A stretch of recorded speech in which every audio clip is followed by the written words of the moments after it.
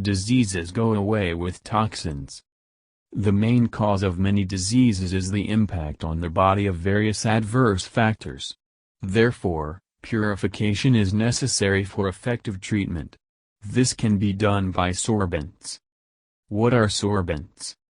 Sorbents are drugs and nutritional supplements for medical purposes, which are included in the group of means of excretory or efferent therapy.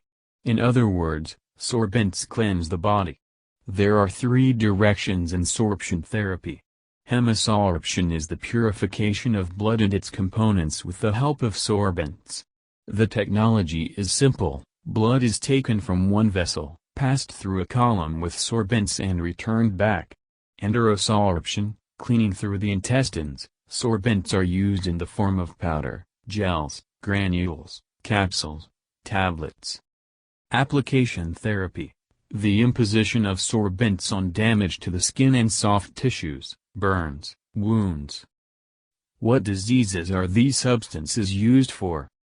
Sorbents are primarily recommended for use in case of poisoning, intestinal infections, SARS, bronchitis, pneumonia, skin diseases, septic conditions. However, in themselves they are not medicines, they are only aids in the fight against diseases. Also, sorbents are indicated for all skin diseases: cholecystitis, pancreatitis, obesity, metabolic disorders, normal bowel function, atherosclerosis. It is very useful to use them for nervous fatigue and chronic fatigue syndrome. They are also necessary for those who live in ecologically disadvantaged areas. How to use sorbents? It is imperative that the sorbents be prescribed by a doctor. After all, in order to choose the right treatment regimen, you need to know what a person is sick with, what medications he uses. If sorbents cause constipation, they should be combined with mild herbal laxatives. It is good to take drugs that improve the digestive process during the period of treatment with sorbents. To whom sorbents are contraindicated.